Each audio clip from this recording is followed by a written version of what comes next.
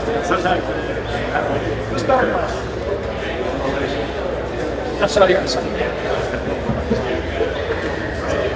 morning. Thank you for joining us here this morning on day one of EAA AirVenture. Beautiful day, it's going to be a beautiful week, and we are happy to help you kick it off with the public forum for the Eagle Initiative. Today we're going to give you an update, a status on where we are in the transition to unleaded fuel, a necessary and a safe and smart transition for the general aviation industry.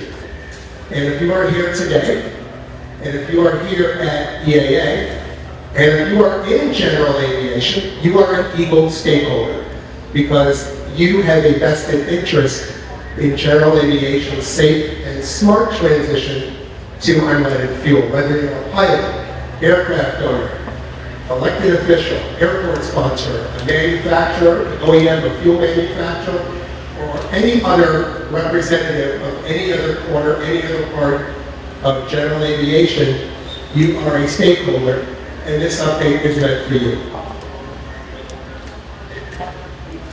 So we're going to jump right in. We have a busy schedule. We're going to have some opening remarks from the Eagle co-chairs, Kirk Castaño from industry, the president of the National Air Transportation Association, and Wes Moody of the FAA, acting executive director of aircraft certification. Before we get into that, I just wanted to level set and give a context and just remind everybody exactly what Eagle is. As you can see here, in short, Eagle is responsible for information, responsible for understanding and awareness to help general aviation bring about a safe and smart transition to all unleaded fuel by the end of 2030, if not sooner. And with that context and with that definition, I'd like to turn it over for a few minutes to our Eagle co-chairs.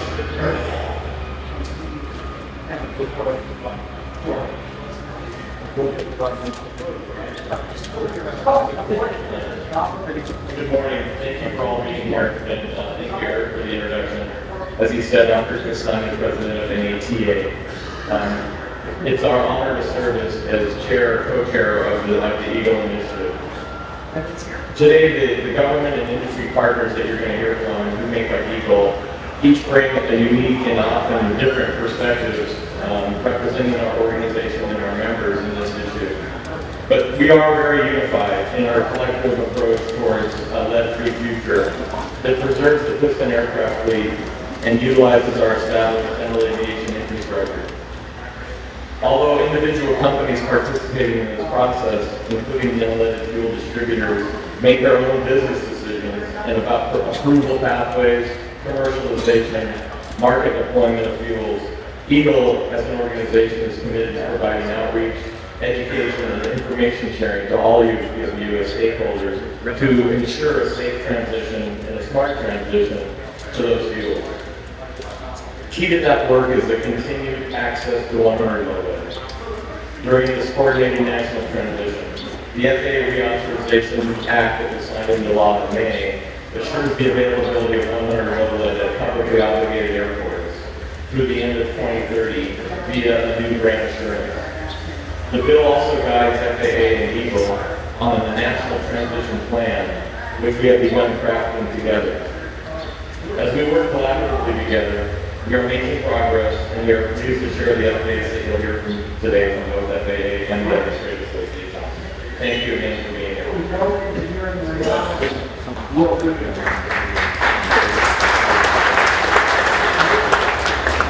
Thanks. Allowed to be here today. I am the acting executive director for aircraft certification at the FAA, and I just inherited the role of co-chair for the Eagle program. So, in full disclosure, I will say the information that I've garnered for the last few weeks as they try to get me spun up to fill this role has been incredibly interesting, incredibly valuable. I'm glad we're here to share that with you today. So I look forward to the continued work that the FAA industry is doing together under the Eagle Initiative. I think we've got some great information for you today, and I'm really happy that you're all here to get that. So please let us know if we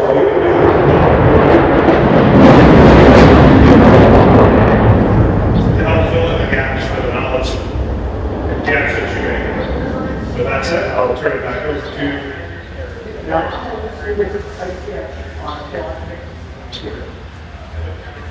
All right, thank you very much. So let's dive into a real tangible update and give you a sense of where we are and where the industry is. First, I'd like to call on Walter DeRozier from Gamma, who's going to give us a really in-depth yet high-level overlook at where we are and what are the elements of the transition, how it's complex, and what's actually involved in getting fuels to market. And once again, this is beautiful. Thank you, Eric. So it's going to be in-depth and high-level, so that was interesting. Wanted to just thank everybody for the opportunity to be here and talk a little bit more about the scope and what our objectives and goals are as Eagle. We heard the high-level objective. There's many elements and many parts of actually getting to a program that will facilitate and support these smart transitions with unleaded replacement. So what we've tried to do is kind of put it together in a graphic that kind of walks through it. We've got printouts of the graphic that I'm going to walk through, available down here.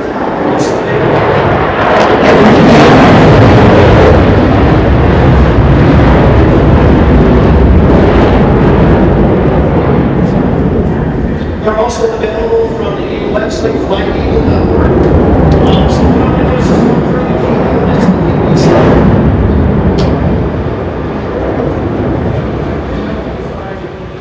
The key elements, the key pieces of actually identifying and transitioning to a viable replacement unleaded fuel from existing fleet as it exists today. So as we all know, it all starts, you gotta have field developers. So the core of our solution collectively as an industry is for those individuals or those companies that are actually doing the investment, doing the R&D, doing the development, and that's been going on for quite some time.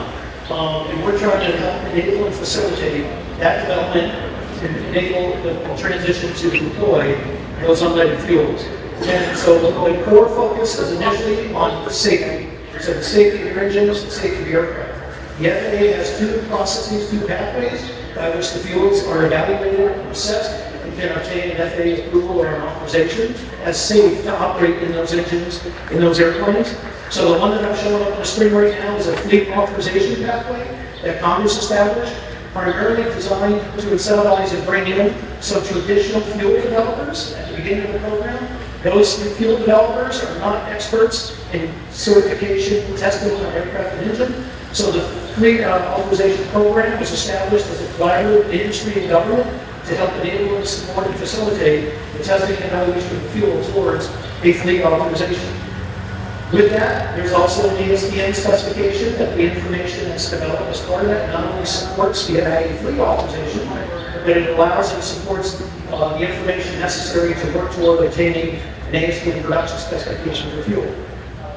The second FAA pathway is a traditional type certification pathway, so under supplemental type certificate, an STC, you can have organizations that are knowledgeable in type certification work directly with the FAA in evaluating and assessing the fuel on those engines and those airplanes and obtain the STC for an approved model list. So for a range of engines and aircraft that are eligible, and to obtain that in support of the FAA approval as being safe to operate in your engines and in your airplanes.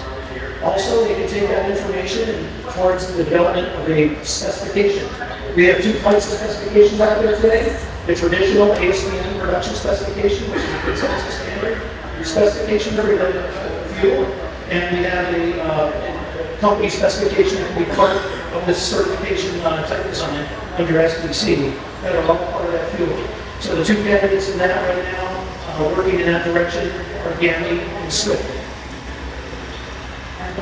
Ultimately, the eligibility of those approvals, whether it's through fleet authorization or whether it's through STC, will identify which engines and which aircraft are eligible as being safe to operate. It'll come with installation instructions available to you, the owner-operators for your aircraft, for your engines, to be able to put them onto your aircraft and the proper documentation authorizing you to use a new fuel on your existing aircraft. One of the elements that Eagle will set up is as these fuels are being developed, there's a potential that some particular engines or some particular aircraft may have some kind of impact in some way. So Eagle was set up, and we also established an R&D pillar and an innovation pillar that can take a look at where those gaps might be. They can evaluate and assess potential solutions, bring those solutions to market so that it'll be available to you if you happen to have one of those engines or airplanes that might be impacted or might be affected. Now, those solutions aren't necessarily always a physical change. Many of those are going to be operational evaluations of something that can be done on the operational side, unlimited side, or potentially if there's certain technologies that could be addressed on that. Now, that's only if there's a need based on the identification of a particular fuel and the performance of that fuel on the current fleet. So we've got a mechanism there to help facilitate and support those solutions so that no aircraft is left behind. Now, the next big phase is a really, really big important phase in terms of how you actually deploy new fuel. There's many stakeholders involved in getting new fuel deployed. It has to be produced, it has to be distributed and brought out, it has to go to FBOs and thousands of airports. We have to have the ability to dispense fuel into your engines, or into your aircraft so you can operate on it. We're going to have airworthiness support from manufacturers in terms of the support they provide to their customers and understand operating on a new fuel, what that might be. We're going to have warranty support for some of that. So there's many stakeholders involved in helping put into place the business decisions to purchase, to distribute, to store, to dispense, and to support the operation of your aircraft on new fuel. So getting it to you at those airports. So a lot of that are many other stakeholders, from the manufacturers and producers of fuels and chemicals, to the distributors, to the FBOs, to the manufacturers. And a lot of that information, understanding, and knowledge about the fuel is gained through the coordination and participation in some of the activities such as the consensus standards process, and understanding the fuels and that they can make their business decisions, or other mechanisms by which that information can be shared with them so they can make their business decisions on being able to exercise the ability to purchase, store, distribute, and dispense fuel. So all of this is underpinned by a broader policy and regulatory activity in terms of enabling and facilitating a smart transition. We're all familiar with the fact that the EPA has undertaken rulemaking, and they have published a final decision on an endangerment finding that lead emissions from aircraft cause a risk to the planet. And so they've identified a need to look at how you transition away from that. Our program is focused on doing that in a smart and a reasonable way that has minimal impact on the fleet. So part of that is making sure that we as stakeholders can inform that process, that regulatory policy process that we move forward and how we're going to enable or mandate some kind of transition. Our plan is to do that first, and ultimately, whatever rule comes out, hopefully the goal is we will inform that, then it will align and be done in a way that has minimal impact on our ability to continue to fly and operate, and then reasonably and smartly transition to what we faced before. So as I said, the chart that you can actually read instead of on the screen is pretty much available here. Also from the website. And obviously the sponsors and supporters of all these activities are being supported by some of the major trade groups, the EAA and AOB and others, the GAMA and in cooperation with the FAA. And the expertise and the knowledge of the participants that come into it are from the field producers and subject matter experts that are part of those activities supporting it. Thank you. Thank you, Walter. Thank you for that. It really sets the stage for the discussions we're having moving forward. Even though we have a very sharp mission, a very sharp vision of an unleaded general aviation future by the end of this decade, you can see that the issue is complex. There are a lot of moving parts, and it's probably more complex than a lot of people think, and it's more complex than some people may say. So one of the things that Walter spoke about, and like we wanted to call on Maria Di Pasquantonio of the FAA, is the fuel sponsors, the fuel manufacturer is central to Eagle and central to the unleaded transition. And let's get an update on where we are in terms of the fuel story.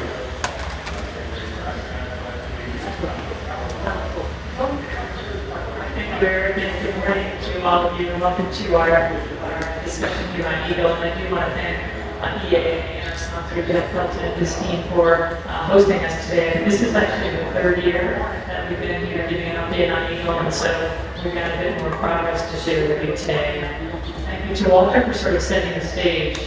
Now, I'm going to be repeating a few points because I think there's some key takeaways that I want to make sure that is clear for all of you. But first and foremost, I want to say that Eagle supports all unleaded fuel candidates that are looking to move forward. We've got a clear goal in getting to an unleaded future in 2030, and we're working with all of our fuel developers, partners, distributors, and so forth to make that dream a reality. So we get a quick update on where we are, and then we'll go into a little bit more details into one of the fuels that is actually going through testing in our tech center in the next few years. So as Walter mentioned, there's two pathways. There's the fleet authorization pathway that we're working with this Aviation Fuels Initiative that is linked to having an ASPN standard, and then we've got a traditional STC pathway. So I'll give an update briefly on where we are on those.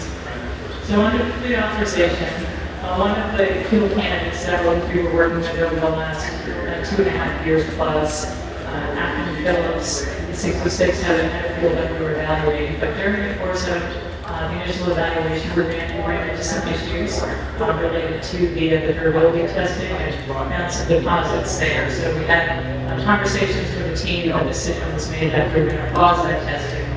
But we have gotten assurance from the Phillips 66 leadership that they are committed to Eagle and the vision to get to an unlimited future by 2030. So I want to thank all the work that the team has done getting to that, and certainly wish them well in the future. And under the STC, we have two fuels that have gone through or are going through that process. The first, we awarded to Gandy, an approved modelized STC to use their G100 fuel and all certified piston engines and airplanes. And right now, they've also worked to obtain an STC for the rotor path, working with them closely at the FAA. Also, in support of that, Vital Aviation has produced an initial production of approximately 1.3 million gallons of G100 UL fuel, which is available for purchase. And we certainly hope that operators will have the opportunity to use that fuel very soon. I also, a little bit of a commercial. I know that for those of you here that are interested to hear more about the Gandy fuel, that Mr. George Bradley is with us today. Is going to be hosting a forum on Thursday from 11:30 to 12:45 in the forum stage 8, right next door here, entitled "Will Your Engine Survive Unleaded?" So I certainly encourage those of you that are interested to attend that forum to learn more. So also under the STC pathway, we have Swift Fuels, and they've submitted all of their information for an initial STC for the use of their fuel, which is called 100R. And so we're currently reviewing that information with the FAA. And in addition, Swift has also submitted to expand that to an annual STC for both airplanes and engines. And again, we're working very closely with them.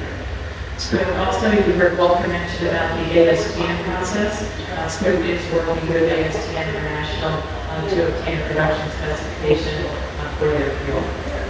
Also, another commercial here for Swift. So Chris DeCosta from Swift Fuels will be hosting actually two forums. The first tomorrow from 10 to 11:15 at the Ultralight Forum tent, and then the second one on Thursday, 8:30 to 9:45 at Forum Stage 2. So again, I certainly encourage all of you that are interested to learn more. And then finally, the fourth fuel that we've been working with is a team between Mindale, Estelle, and BB Racing. They're working in a field called UL100E, and is currently undergoing full-scale testing at our FAA Technical Center in Atlantic City, New Jersey. That's going through the fleet authorization and patent process that you've heard about. So we're doing engine performance testing on 10 different engine models, and we're also going to be doing some comprehensive flight testing on 8 different aircraft models, including we're anticipating that full-scale testing will take about 12 to 18 months, and after that we need to authorize obviously use of that fuel after successfully completing on that. So third commercial, you can hear more about the line mill to sell fuel by Dan Barreau, who is the president and CEO, during the forum on Wednesday from 8:30 to 9:45 at Forum Stage 11, entitled "You All Wondering Happy Testing Update."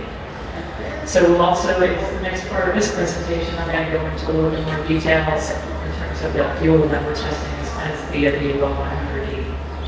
And then finally, a note for some of you that may have seen that Andrew Finley actually flew his Lancer one moment. The Super Legacy aircraft actually flew that in the air race yesterday. And so I know he's on site here today, so if you have the opportunity, certainly encourage you to spend some time.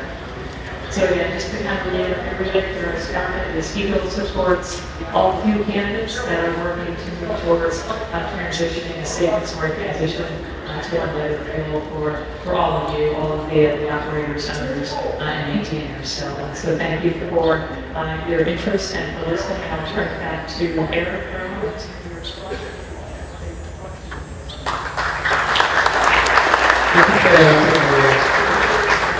Again, a complex issue of moving forward, progress, challenges ahead, and we're moving forward. So, Maria, your overview on the status of the fuels begs the question, or the statement. Tell me a little bit more about fuel evaluation and authorization. So, Maria and Walter, tell us a little more about fuel authorization and evaluation.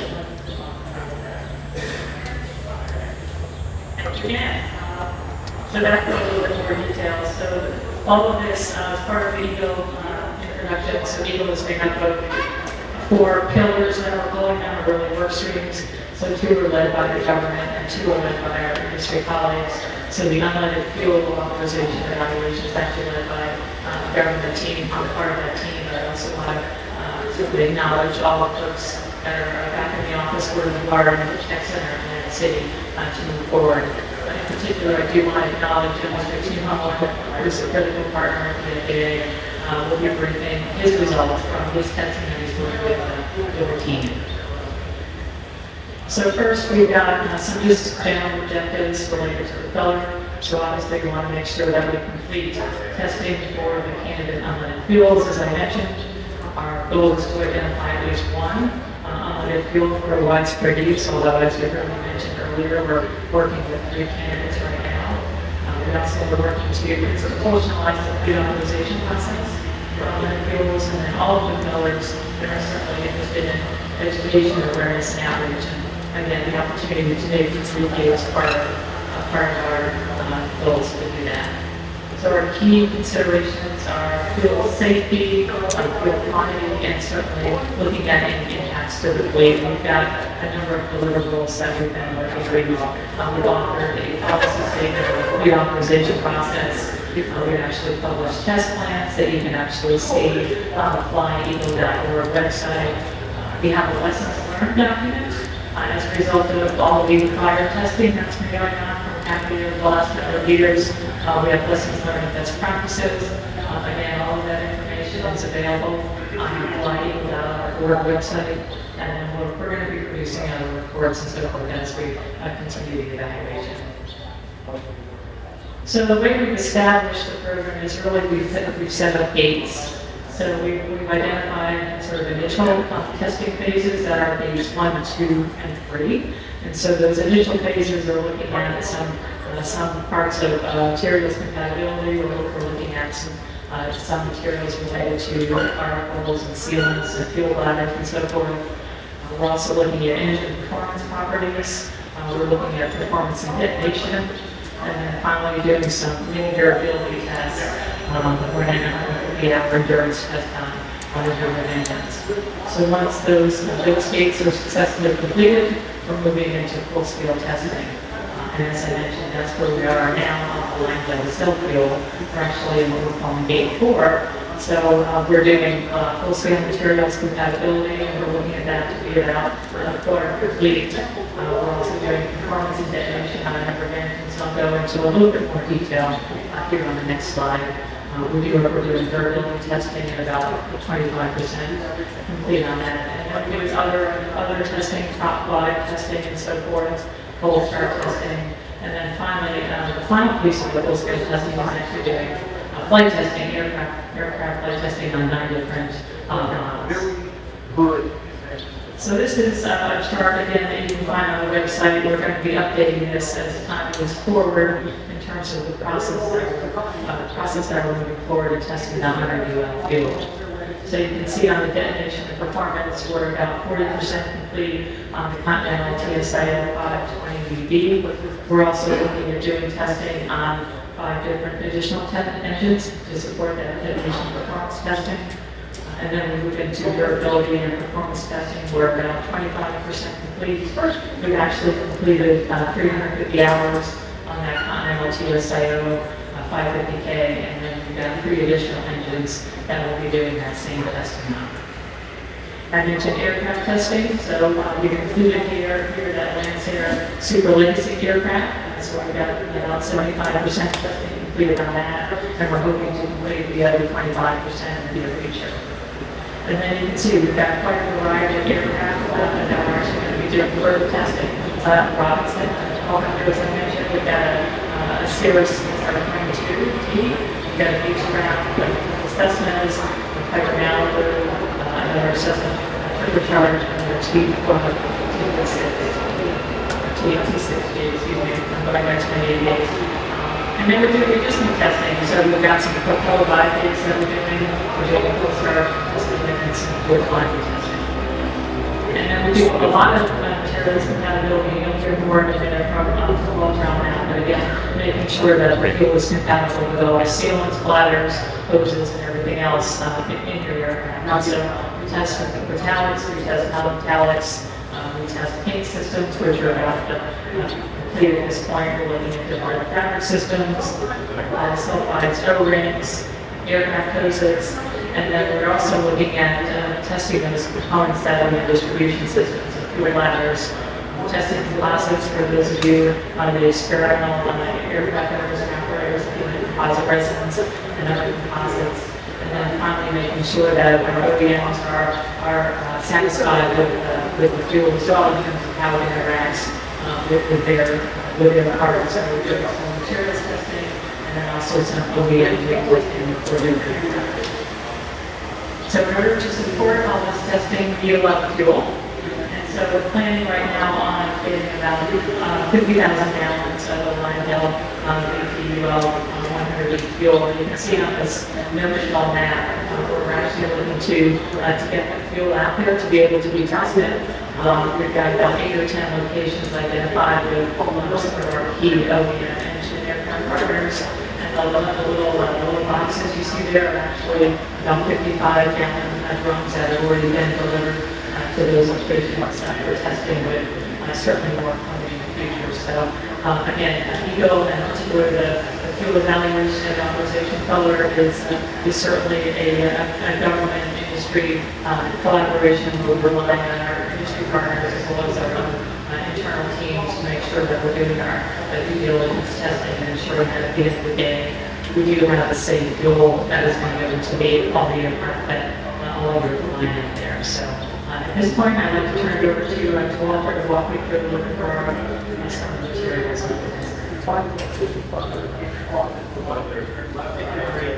So I wanted to go back a little bit to the big picture slide I talked about earlier, and all the different flow charts. So this puts this testing program under PAFI, taking a look at all the areas that Maria just talked about on the testing. The light blue bar in each box is kind of that status, and what we updated over time in terms of where that status. But there's a couple of different flow paths in terms of the activity that EGO is supporting to help enable and facilitate new fuel to get to the actual market and to be a viable replacement for underloading. So we talked a lot about the testing of the engines and aircraft. That's about safety. That's about meeting the requirements and getting the FAA authorization or approvals necessary. It's meeting all the safety regulatory standards so they can put the fuel is safe in your aircraft. But they also talk about as PAF or as EGO that we're supporting the broader community in terms of how do we now enable and facilitate the deployment for the new fuel.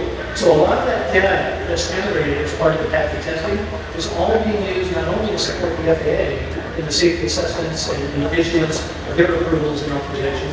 But also, that data is then provided to the field developer who can then bring that forward and work through the ASTM and census management process towards a field production specification. So the green lines kind of indicate the data going into the ability to obtain a ASTM field production specification. That's all the data that can be made available to those that are participating in the consensus process. It is a peer review of subject matter experts from across all the stakeholders who are participating, from field developers, field distributors, owner-operators, user groups, from manufacturing groups, different authorities, and it's a global international standard, so there's a lot of engagement from subject matter experts. And through that expertise, they do reviews, they do lots of comments, there's lots of feedback, lots of questions that are asked, and that then provides the ability to provide additional information, additional understanding, communication about the fuel, what was evaluated, what was tested, and about the performance characteristics of the fuel itself. Not focusing necessarily on the engine of the airplane, but focusing on all the other attributes that are important to understand about fuel, in terms of what the producers need to understand, what distributors need to understand, in terms of the infrastructure for distribution. So that information goes in through that process, and under PAFI, the test program, that is required to be obtained as part of the FAA's issuance of a fleet authorization at the end of that program. The purple lines in the middle identify that if, in the event, there's any engines in aircraft that have a potential impact, if there's any engines in aircraft that might not be included in the initial authorization, the purple lines indicate, as part of EGLE, we have an initiative that's ready and available to support the R&D and the testing necessary to look for mitigations, look for solutions, look for ways that we can make sure that no engine or airplane is left behind. So I also just wanted to touch and highlight, Maria talked about a lot of materials compatibility testing. It is one of the biggest potential impacts on aircraft when you look at the new fuels that are being developed and the formulations of those new fuels. There are new components, new constituents, new chemicals in these new fuels. And because of that, that means there's a lot of materials out there on the history of production of engines and airplanes for decades and decades and decades that are going to be potentially impacted. So we're looking at a comprehensive assessment of what are the key areas to look at. ASTM on their process has identified with the implementing participants a list of materials to be considered as part of potential impact on the fleet. As part of the PAFI program, we've also had input from the broader community in terms of the distributors, from the producers, in terms of the infrastructure that's out there for fuel trucks, for storage units, for filters that are used. We've added those materials into the list, in addition to what was already previously identified, for a more comprehensive look. More specifically, we've also reached out to manufacturers for any additional new materials that might not have been captured previously. We've reached out to EAA, who's been really good at coordinating with their amateur field community, the experimental community, in terms of what are some of the additional types of materials that might be in that community that are different than what might be in a certified aircraft. And so the next couple of slides here just kind of show the categories of different types of materials that are specifically in the list that are being evaluated and tested. What PAFI has done is they've collected all this information, they've looked at the test methods for each of these materials, they've looked at the approach that we're going to take. We've published a report on the PAFI website, Fly Eagle Order, that gives you a list of all these materials, all the test methods for these materials, and what are going to be considered when we evaluate the PAFI fuel. And it's available to be considered for any fuel, for any other organizations, for any operators, builders. You can take a look at that list of materials and know what's in there, know what's being evaluated, in terms of what you might be interested in. So that continues that big long list. One of the additional elements I mentioned, the distribution system. These are a list of additional materials identified by the distributors in terms of tanks and trucks that are being considered and evaluated as part of that. Because the goal is to make sure that we can identify all those areas necessary for those business decisions to be made by producers, distributors, those who dispense, those who use, those who support aircraft and fleet, to have that information available so that they can understand their business decision to help deploy and use new fuel. Thank you.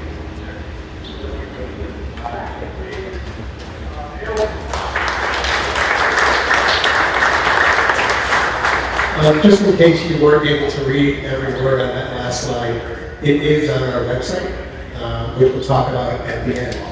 So thank you, Maria and Walter. As you can see, there is a lot that is complex, but is ongoing in the name of progress. And going back to the chart that Walter opened up with, I now want to talk about the next step that we are going to address, which is supply chain and infrastructure, getting the fuel from once it's evaluated, approved, and produced to the airport into the wing of your airplane. And to talk about that phase and the work that she and Ryan Miller are doing in the Miller, Karen Hunter from NATA. Good morning. I'm glad to be here today.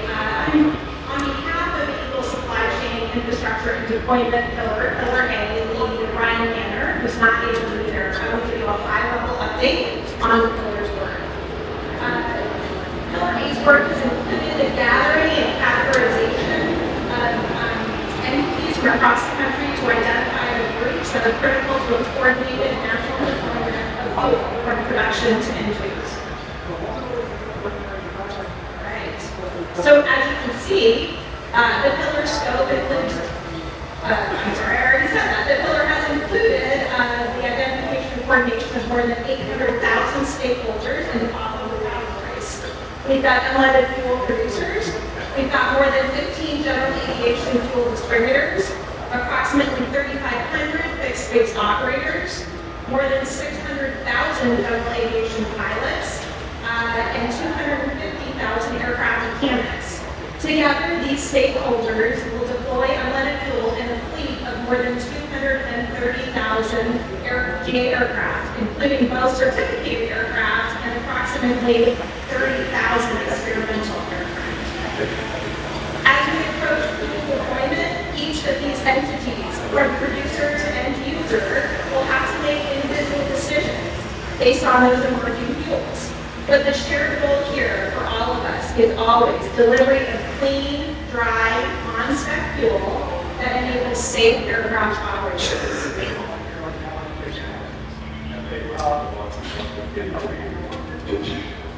The data gathered by Pillar A is being used to inform regulations and policy, including the impending EPA FAA rulemaking, legislative policy proposals on Capitol Hill, as well as stakeholder decisions regarding the transition away from leaded fuel.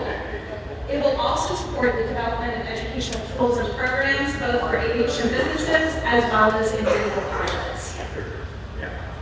Through weekly engagement with representatives of all of these identified stakeholder groups, Pillar A is working to identify risks ahead of the national transition. Pillar A also coordinates ongoing dialogue with fuel developers, producers, and distributors. Pillar A has been providing those businesses the opportunity to routinely brief the Eagle Executive Committee on their progress, challenges, and the ways that Eagle can assist their efforts. Some of the key challenges that have been identified this far include the need to maintain access to 100 LOLA during the transition, but also the need at times to have fuel tankage in order to do that while deploying new fuel. We've identified the limitations of tankage at non-residential gathering tank inventories across the country. Another risk is lack of understanding about the intermixability and fungibility of fuels, whether it's in fuel tanks, in the distribution system, or in the aircraft. We've identified that as a risk that we're working through. We've also identified the increased risk of misfueling once you bring multiple fuels onto airport. So working through education and understanding of those risks to mitigate that. Another huge risk has been premature action by local or state governments. An example of this would be thankfully failed attempts to ban 100 LOLA in both California and Colorado this year. We anticipate that those local and state government actions may continue to be a risk to us having access to 100 LOLA as we deploy and move things. We also are keenly aware of the vulnerability of the current unleaded gas supply.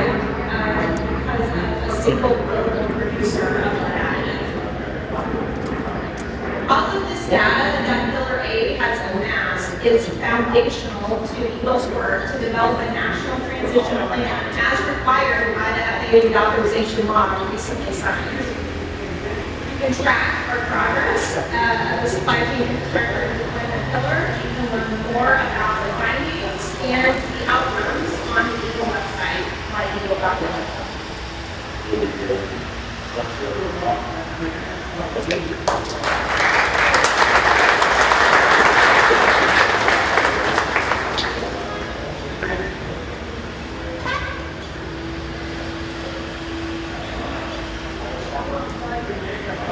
Thank you, Karen.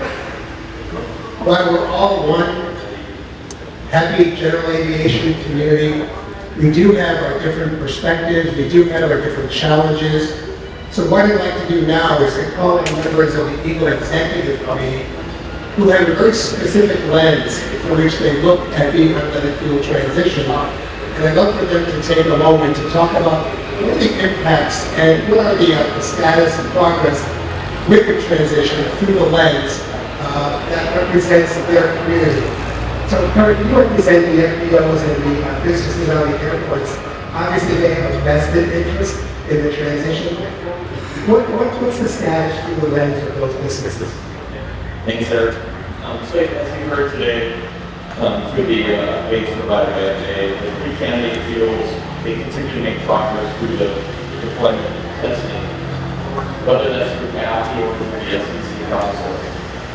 NATA's fuel distributors and FBOs are closely watching this process towards an achievement for a high-octane replacement fuel with the necessary standards and protections for safe distribution.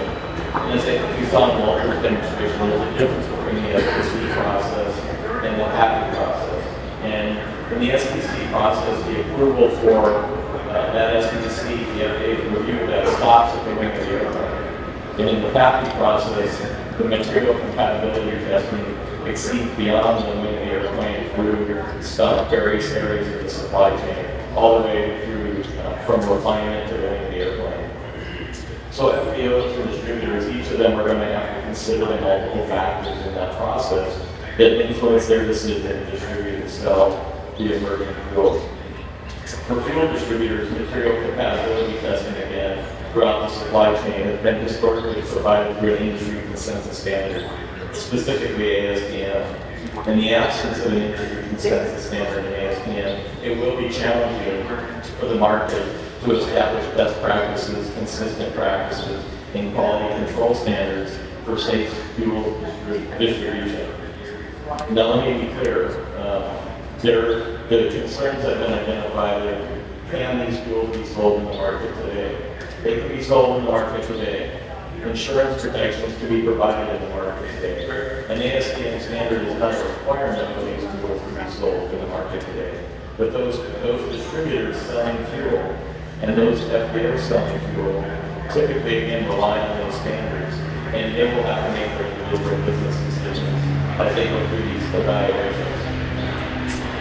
Fuel distributors are also evaluating the consistency of fuel supply, consumer confidence, and user demand for these fuels as they emerge.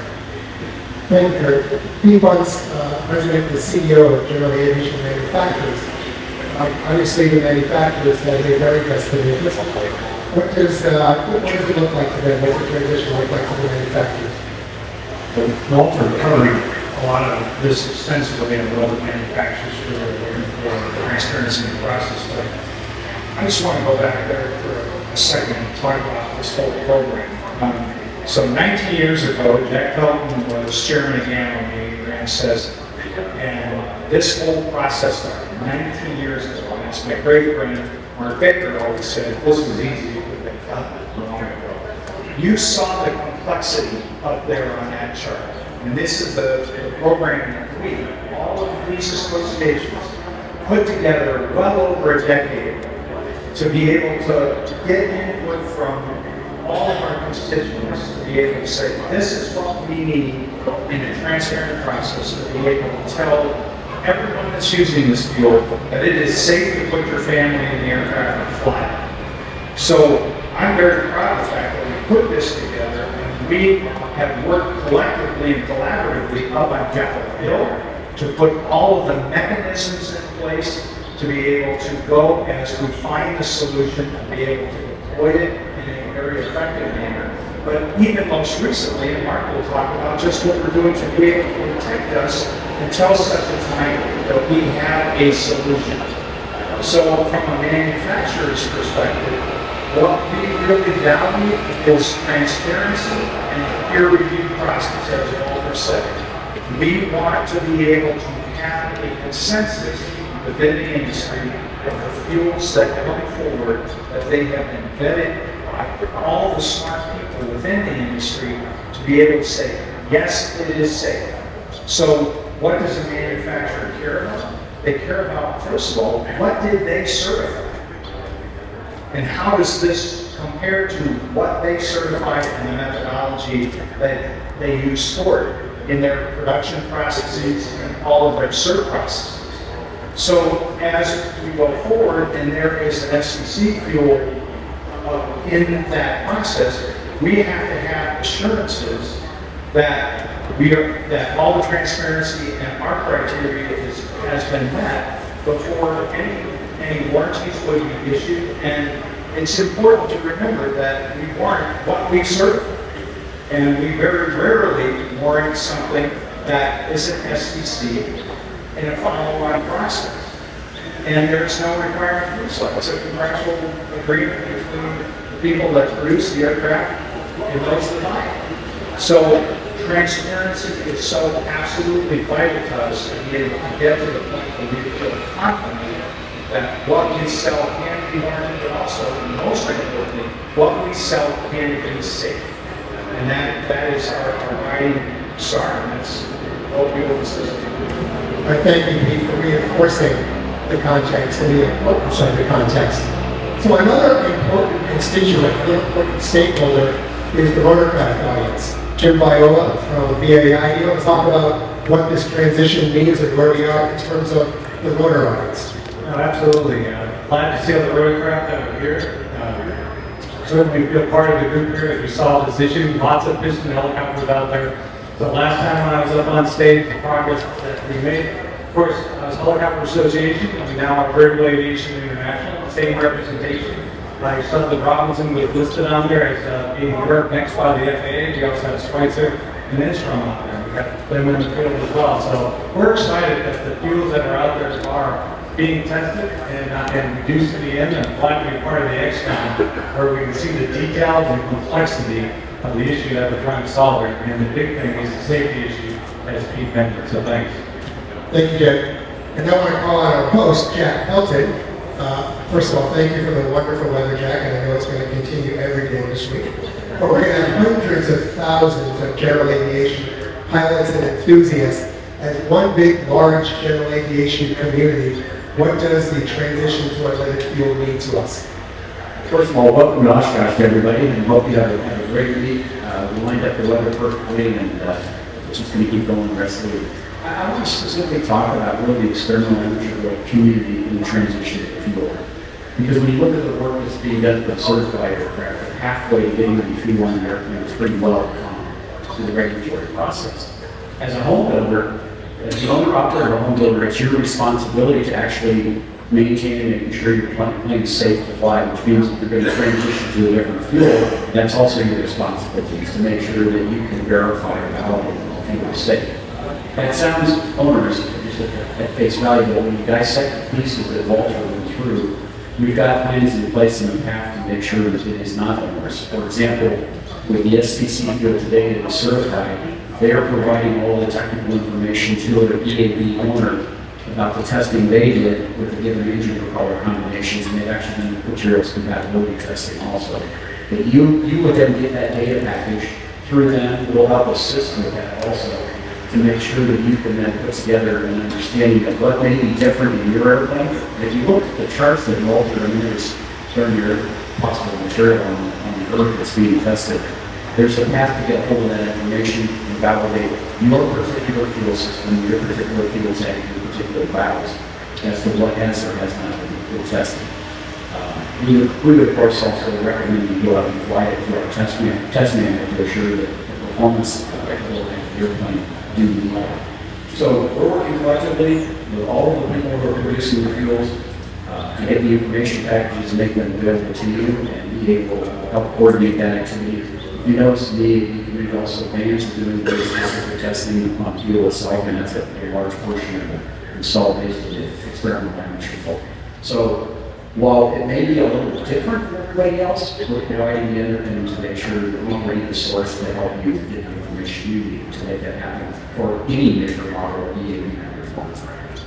Mark? Thank you, Jack. So, Mark from AOPA, there's probably no bigger stakeholder constituent than the nation's GA pilots. So what's the update from the flight deck? So the three of us are all representing the users of these fuels in the biggest way. And I would say that they're all agreed that we're concerned about safety. We also don't want to organize safety either. In terms of we got to move forward. We know we've got communities and states that are trying to take the ball and run with it. And we communities come together and say, hey, we have to agree 2030, we're going to make this transition no later than. And I think that means we got to get moving. So one of the things that I'm proud of is the AOPA couple of voters put together with a project to demonstrate fuel. The left side of the barrel in front of our tent that we look at it, and the engine with the house and all this stuff. So it's run just under 200 hours, but we're actually working on the it itself. The fuel from Jamie appears to be as good or better than the experience we have with gas at this point in time.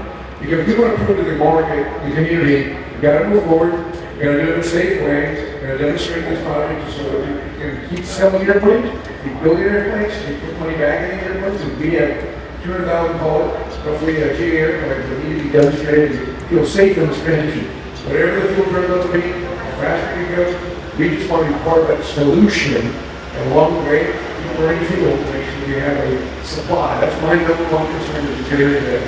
Is I don't run out of supply, we run this great thing we have is called regulation. And it's booming, I keep it going.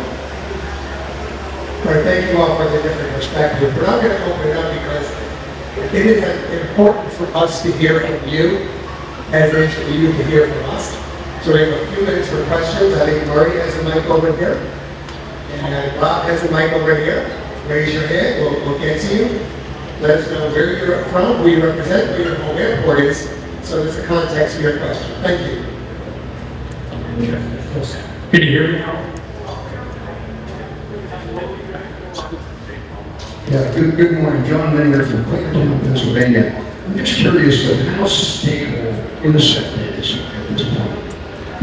Can we expect a supply of petrol ethyl itself in 2030? I think the question really was, do we expect to keep a continual supply of tetraethylene lead, 100 lead, available until 2030? We believe we've over a year's supply today, a year's TDL in the country, at least.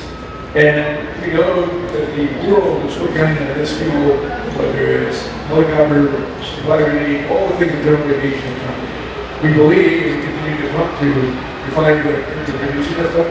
Very anxious to move on too. In the meantime, I don't feel any threat to it from a supply side at this time. We do get concerned about some states and communities saying, we'd like to outlaw or because we're not getting supply until right now. So we have more of an environmental issue than a community issue. Well, we have a question right here.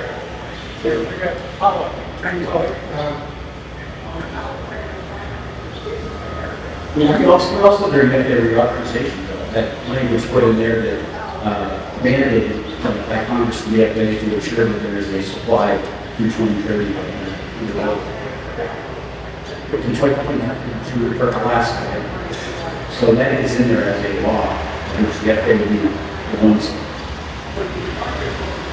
Yeah, to that point, all the testing you heard about earlier, part of testing these fuels is the fungibility or operability with long-range load line.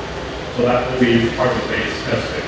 The fuels have to be acceptable to mix with long-range load line before they'll get the approvals to be used, because we do recognize it's going to be a transition period, and there will be points in time where that may be a need.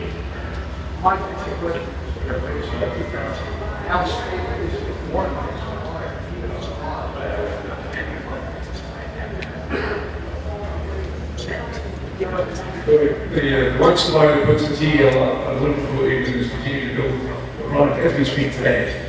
Do I get concerned that that could change in 24 or 36 months? That's one of our risks, for certain.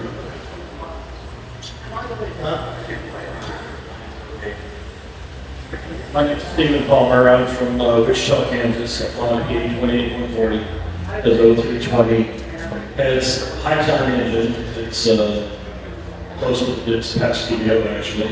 Flies great, runs great, all analysis is great. Are they doing any testing on older engines that's higher time than some of the newer test bases that we're doing it on? Does anybody know? And what kind of outcome is coming out of the fuel that you're testing and the oil analysis that's coming out of that? As if you look at that chart that Walter had, if you look on the aircraft side and on the engine side, we're very concerned about the legacy fleet. It's probably easier for any one of the fuel manufacturers to work with forward fit, is what we call it in the industry, of anything produced now. But when we look at safety, we care about everything that's out there, including the aircraft that fly our legacy aircraft and everything. So absolutely, we're looking at all, and that's why it's so important materials compatibility piece to this, because, and as Jack said, if you look at the experimental, and I fly an experimental aircraft, I'm going to be paying particular attention to what kind of sealants we use throughout the aircraft, and look at any help that I can get. But that list that we developed was specifically with that in mind, all the way back to the Warbirds and 1930s aircraft and everything. We care about it. Another question down low? With Danny. I'd like to clarify a couple of things. First of all, with respect to this gentleman's concern about whether or not the fuel providers have tested both high-time and low-time engines. The answer to that is yes, there is testing. Both brand new components as well as very well-used components with great success. Secondly, with respect to what Mr. Cristani said about PAFI being exclusive to testing components and material compatibility beyond the engine and airframe, that's part of our FAA certification. There was considerable restraint testing done for materials in distribution process, as well as we've engaged with third-party producers of filters and other components in the distribution, and that is done. Thirdly, with respect to Mr. Pelton's statement about the FAA Reauthorization Act guaranteeing the supply of 100 bullet until 2030, the language actually says that it would guarantee that availability until a suitable replacement is found, for which Danny's Q100 meets all of that criteria. Thank you. Which I totally disagree that we meet all that criteria, but we can have another conversation today. All right. Hi. Okay, I'm based up in Detroit, Minnesota. And I've got a system 140 from CA5. We've got a question regarding fuels that are authorized to STC. Both the types of data sheets for the engine and airframe are extremely broad on that airplane. There it says it is certified for Aviation Gasoline Lead 778. Just out of curiosity, is there anything in the way a STC is written that would short circuit that broad certification of that airplane? Well, here we go. Question about the older airplanes and older engines. Remember, a quick history lesson. In the 1920s, we only had 60 octane or 60, 70 octane. A lot of the engines, 985s, 1540s, C85, all the time through the war. And there were a lot of cases you recall the old 80 that was out there going in for certified under that 887 rule back in the 50s. I don't believe that it was 94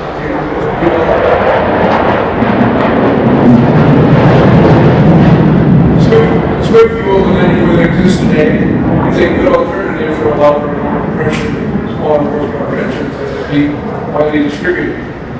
I think they, Swift, was also hoping that there was 100 low that they had production or test, or replace that, take care of all these other engines. Steve pointed out, we are very concerned, we are mostly 90% legacy fleet. And we need to make sure those airplanes, the system, Baron and I mentioned earlier, that's 1966. And that's had old binders in it, fuel systems, and we perform fine in the industry. So that's a really important part.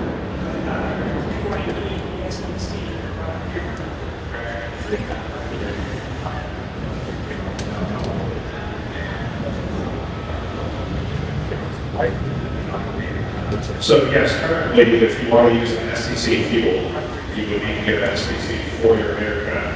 Now, and I'm going to simplify this, so hold me on it for a second, but basically it's just about changing the fuel placarding that says your aircraft has been modified or the fuel is acceptable for use in your aircraft. So that's my understanding, because that's the STC you would need to add to your aircraft to be able to use an STC fuel. But that's really no different than what's been done traditionally over the years.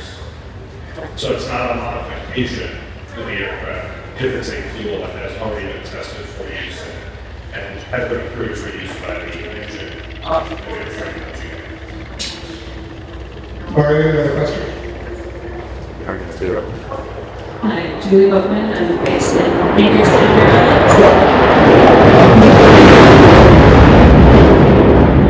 That's just another Eagle staple. Right. I currently fly an airplane, so definitely on the experimental side. We all know the GA market is small, relatively speaking, and what I see on the slide, there's been a lot of progress, but we have a long way to go to get to do what we need to get done in 5 years. 5 years is a very short period of time. It doesn't look like we're getting a lot of fuel out in the field to do all these great things. Is there a point which FAA industry will need to get behind one fuel in order to make those milestones we need to achieve in 2030? I think the question, through what I heard, will we get to one fuel? And I think that's going to be, one of the real issues that we talk about a lot is fungibility. We know that both Swift and Navy and Plano are all working through the fungibility of 100 OLED to their fuel. We don't know, there's got to be an effort, we talked about yesterday, the FAA trying to figure out if there is more than one fuel in the market, new fuel. How fungible are they together and what is the alternative? So, in discussions, what we've said amongst the FAA team is that as we go through the approval processes, we have to know that the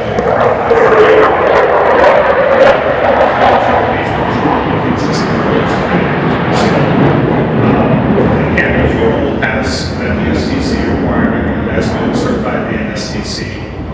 That was tested with one low lead.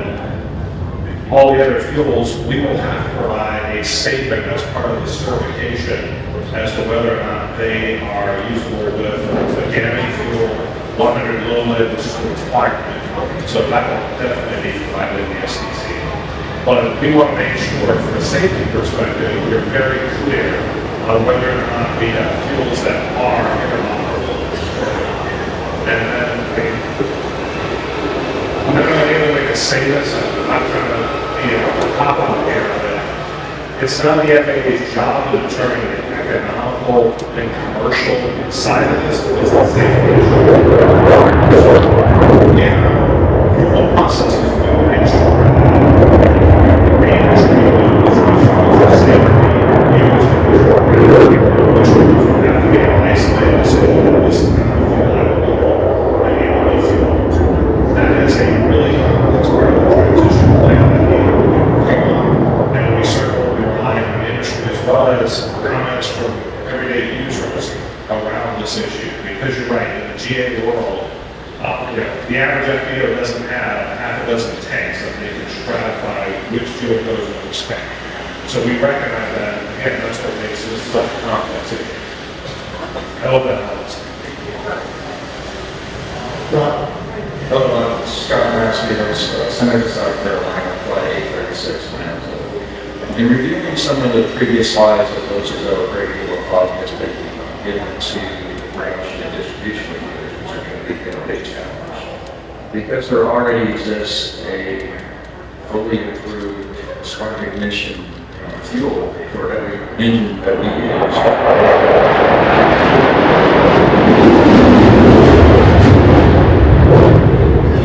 Is Eagle involved in expediting fuels?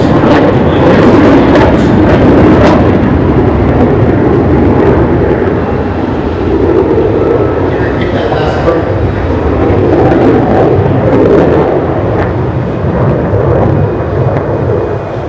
Just saying, because there already exists a fuel that meets specifications for every spark ignition engine on the planet.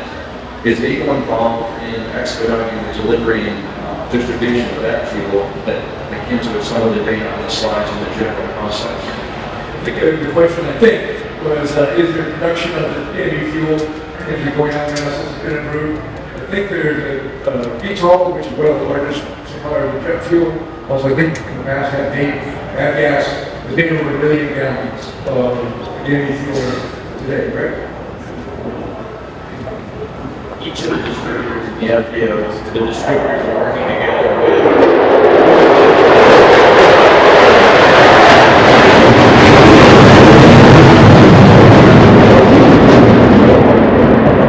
all of the distributors.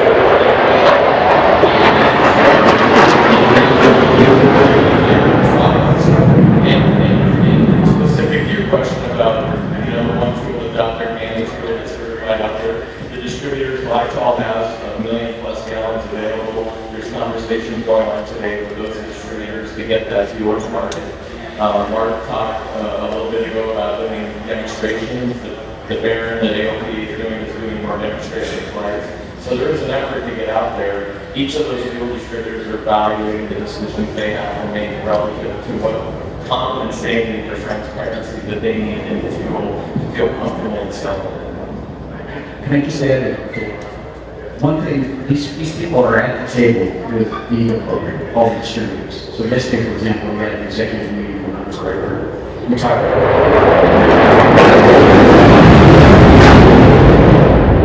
people who are creating certifying the field like things.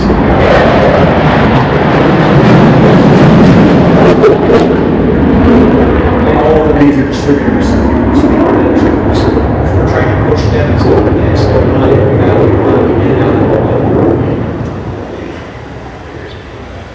Mark?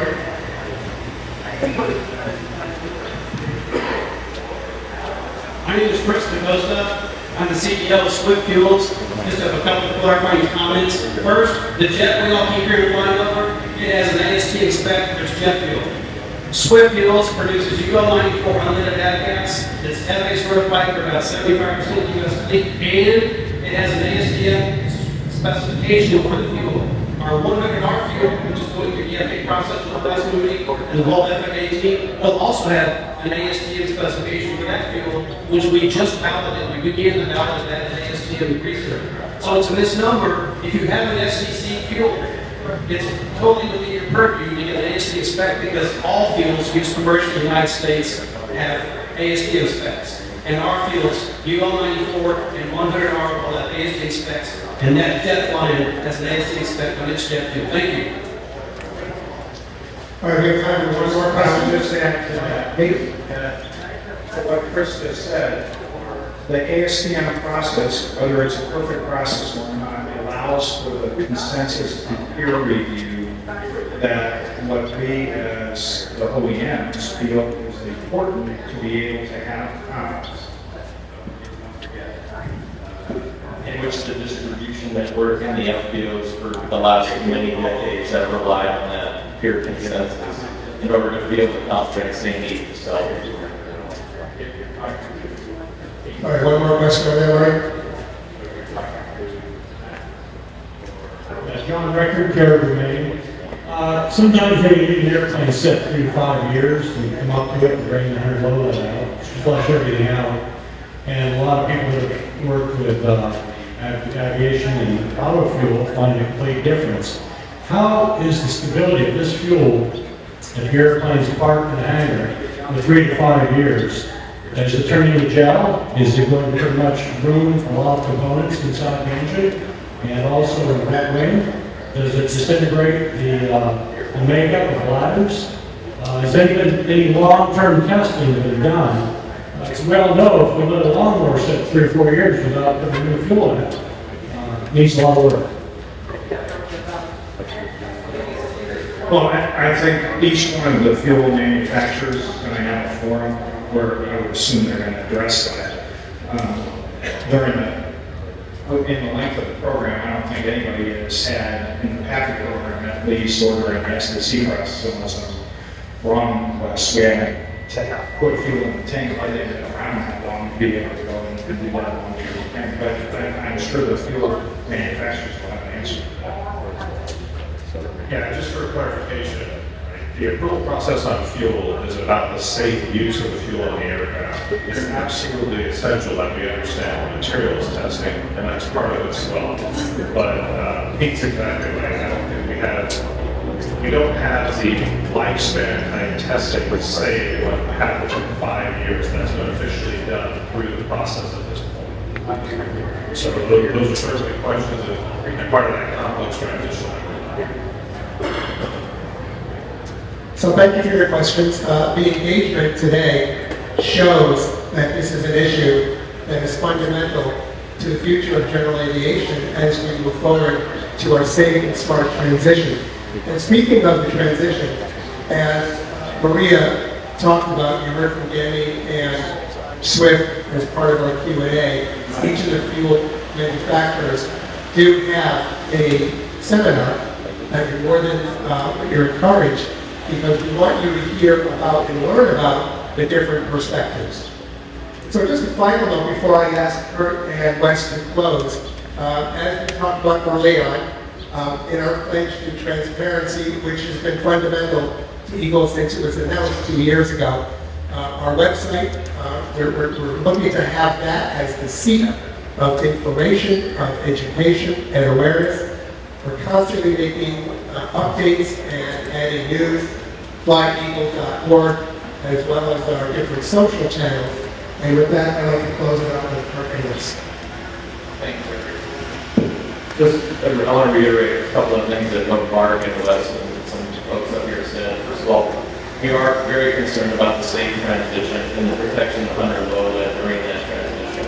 At the same time, we have to be forward-thinking and not let the safety be the thing that holds us back, but to move the project forward. So this collective group here, I mean, we spent all day yesterday working with FAA and the testing team and the folks responsible for the project of doing this, and we are trying to encourage them to do that. We have 3 competitive fuels in the testing process. We want to do all that we can to hear from them, what needs they have. We want to hear from the distributors, from the resellers, and most importantly, we want to hear from you and what your concerns are to help the process along. And so we're grateful for the role the FAA is playing in this regard, the leadership that they're showing to help us do that. And we're very comforted now to know that through the reauthorization and congressional mandate, we have a little bit of protection in at least to get us to 2030. Thanks, Kurt. I want to thank all of you for being here today and the interest and the engagement that you showed. We're going to follow on with what Kurt said by saying, my FAA hat on, right? The FAA has always been and will always be brand agnostic when it comes to these kinds of things and certifying parts, fuels, aircraft, whatever it may be. That said, this group, Eagle, that's also our job. We brand agnostic. A lot of the questions today were about specific formulations or specific fuel being produced. Our job and our tasking is to ensure that whatever fuels come to market are safe for your use and can be part of that smart transition out of leaded gas into the unleaded in the future. So with that in mind, that's our goal and task. Everyone will have to make their own decisions about what they see as the better fuel or the best fuel, and multiple fuels come to market. But that's not really our tasking per se. With that said, again, I want to thank you all for being here, for the engagement. I encourage you to continue that because your information provided back to us through feedback and your questions being answered through the information that Eric shared with you on the website and the locations where you can find that are really going to help us make this transition possible and maximize success in that effort. Okay, I want to thank our panelists, but especially I want to echo what Wes said. Thank you for your attendance, for your interest, for your continued engagement. We need to hear from you. Our next stakeholder update is scheduled for October. It will be virtual, and we look forward to your participation. And until then, enjoy the rest of the day and the rest of the show. Thank you.